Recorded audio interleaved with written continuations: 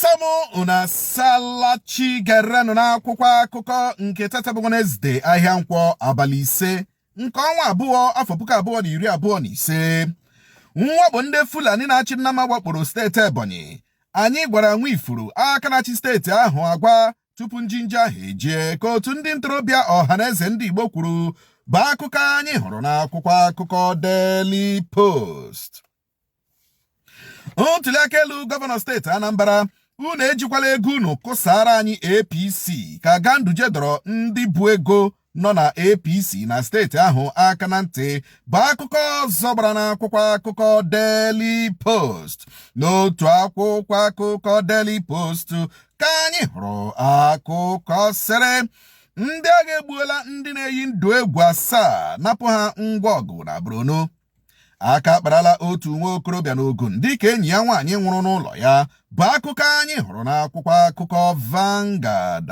N'otu akwụkwọ akụkọ Vanguard ka anyị hụrụ akụkọ sịrị enweghị mgbe m kwuru na Tinubu, Akume, Kanu bụ ndị mpụ ego mgbe m bụ onye isi oche EFCC ka Nuhu Ribadu gọrọ ụkwụ n'aka ya. Enweghị m ike ịgọnahụ onye Igbo mbụ ka azụta mbata onye isi ọhaneze ndị Igbo kwuru bụ akụkọ ọzọ gbara n'akwụkwọ akụkọ Vanguard. N'akwụkwọ akụkọ Punch ka anyị hụrụ akụkọ sịrị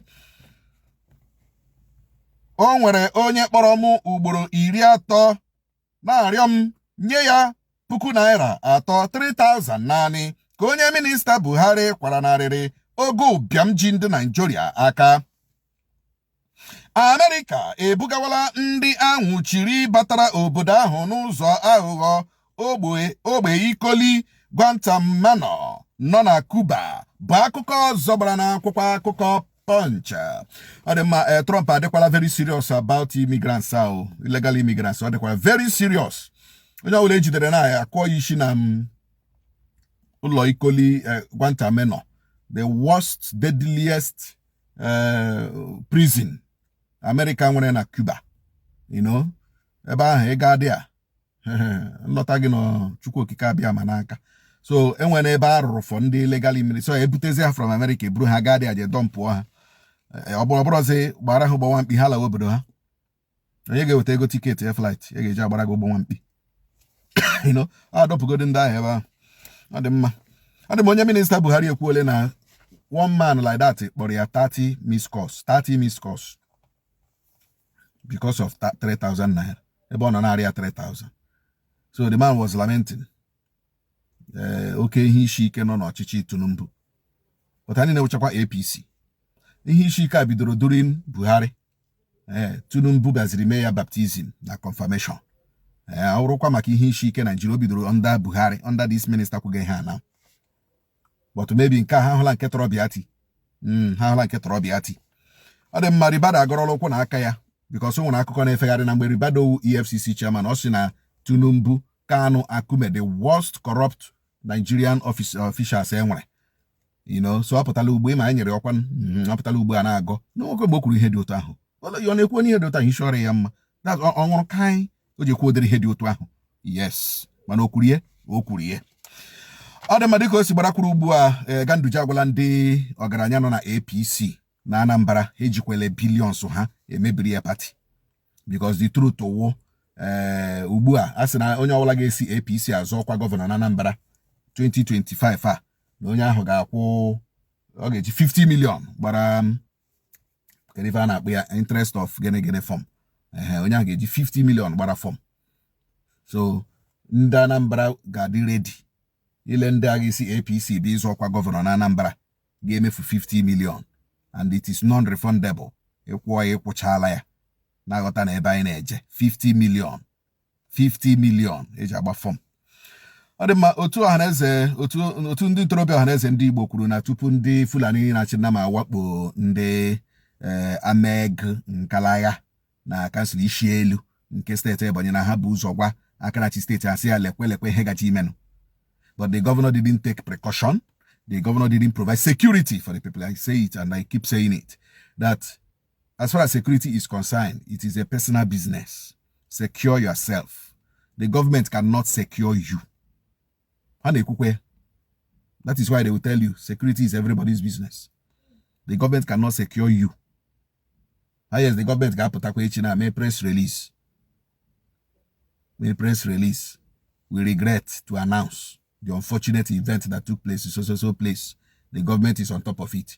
Security officers have been mobilized, have been sent into the nearest bushes and neighboring towns to comb, to do this. At the end of the day, it ended on a paper. On a paper.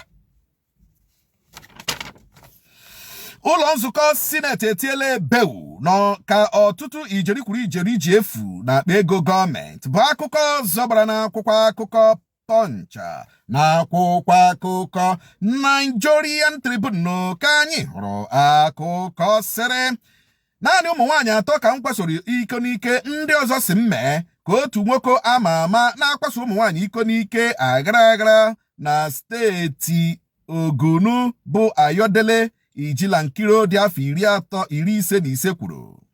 Trump ewepụla mba Amerịka n'otu mba ụwa United Nations bụ akụkọ zọbara na akwụkwọ akụkọ Nigerian Tribune. N'otu akwụkwọ akụkọ Nigerian Tribune ka anyị hụrụ akụkọ sịrị ọkaiwu Ifeanyi Ejiofor akọwala ka o siri gbanahụ ọnwụ n'ihi ikwutere Nnamdi Kanu ọnụ ya ma bụ Simon Ekpa ebubo ịkụnyere IPOB ụkwụ na ibutere IPOB nsogbu.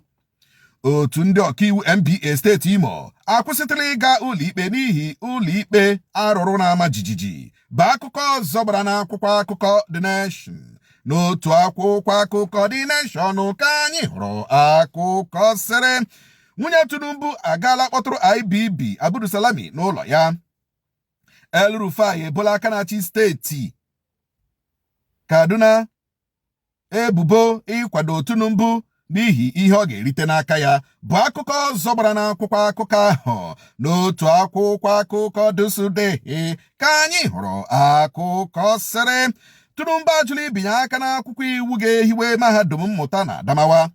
Ndị uwe ojii ewegharala ụlọọrụ PDP na Abuja. Ọchịchị etiti enyochawala ebubo n'ụlọ mkpọrọ steeti Delta na-ezipụ ndị mkpọrọ ka ha gaa ohi bụ akụkọ zọbara na akwụkwọ akụkọ Guardian. Ọ dị mma dịka o siri gbarakwuru ugbu a ụlọ nzukọ Senate etiele mkpu na billions upon billions of naira na-efu na the coffers of government. Olekwenu ndị na-ezuye politicians and civil servants. Ndị na-ezu the money, politicians and civil servants. In fact, all civil servants na-akụziri ndị politicians otu esi ezu ohi na gọọmenti. Civil servants tụọ ha ụjọ. Ọnọdụ ka ihe a Fubara na Nwike nọ na-eme. Fubara wụ former accountant general of Rivers State. So onweghị ụzọ esi eme ihe ndịrị aṅụ na-amahụ. So ọchị ịkpagbu Nwike na ya ede ihe ọ ga-ede na wepụtachi akwụkwọ ndị ejiri mee ihe mere that time weshia ya.